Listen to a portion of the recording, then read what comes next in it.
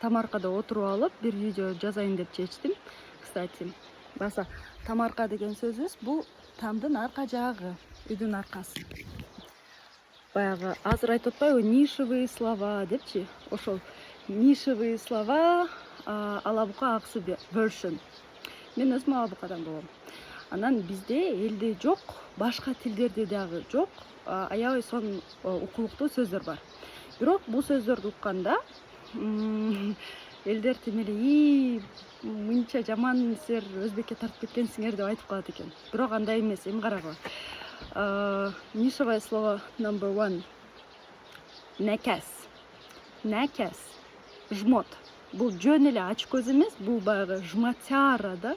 Эч нерсе бергиси келбеген ач көз, бул бир нерсе кимде ач көздөнөт. Наказ ал өзүнөн эч нерсе чыгаргысы келбейт. Экинчи сөз. Мәстәт. Мәстәт. Бул сөздүн аналогы казак тилинде бар, маслихат. Ал өзбек тилинде маслохат. Мәстәт дегенибиз мастат деп да коет. Бул бир жакшылыктын алдында жыйналып, Куран окуп, анан ошол жакшылыкты ким кандай өткөрөт, ким кандай жардам берет, ким эмне бышырып келет, ким эмнени жасайт, ошол тууралуу болгон мероприятие, мындайча айтканда иш чара. Ал Куран окуу менен башталган. Жыйын деп айтсак деле болот, бирок жыйында ал ар кандай тема менен, ар кандай ситуативно болушу мүмкүн. Бирок мәстәттин эң башкы максаты бул жакшылыкты уюштуруш үчүн Куран окуп, элден бата алып, анан ошол жакшылыкты уюштуруу болот. Мисалы үчүн мен Шымкентте жашайм, ал жерде дагы ушундай иш чаралар болот. Той маслихаты деп айтылат.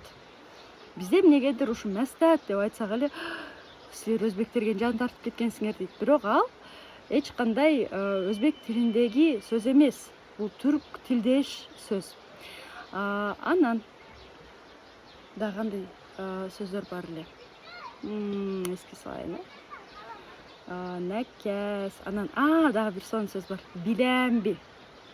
Билемби. Наказ сөзүндө эле билемби деген сөз өзбек тилинде жок. Эгерде бул сөздү өзбектерге айтсаңыз, алар түшүнбөйт.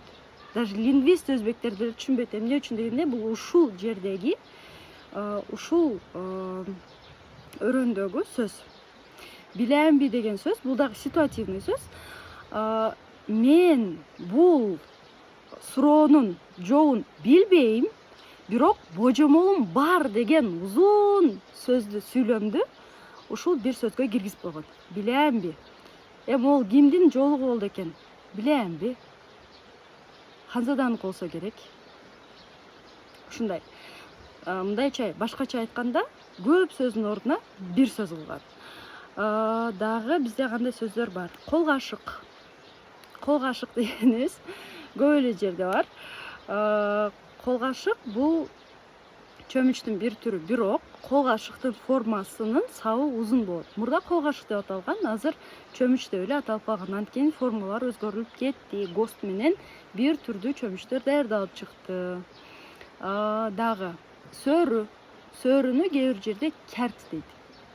Эгерде Өзбекстанга барып кәрт десиңер, түшүнбөйт ал сөздү. Оппа. Анткени кәрт дегенибиз бул үстүндө крышасы, то есть мындай үстү жок сөрү, ошону кәрт дейт.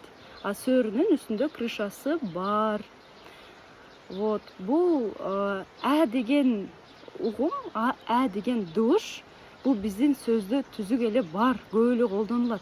Бирок биздикилер эмнегедир аны укканда, бул өзбектердики деп эле чыга келет. Мен бул видеону эмне үчүн тарттым? Мен жакында Ысык-Көлдө болдум. Анан чоң мундар жагынан мен чынымды айтсам трайбализмге кабылдым. Алакандай эле кыргыз эли, кичине эле элбиз. Бирок ошонун өзүндө деле бөлүнүп жаруу болгону аябай өкүнүчтүү. Мен чын айтсам ыйлагым келди ошол жерде. Анткени мен ойлогон болчумун, трайбализм бул уже жок деп. Чоң мундардын арасында бар экен. Мүмкүн мен курактууларда деле бар, бирок мен аны билбейм. Аябай өкүнүчтүү. Ошондуктан мен силерге ушул сөздөр менен, ушул видео менен ынтымакка чакыргым келет эле.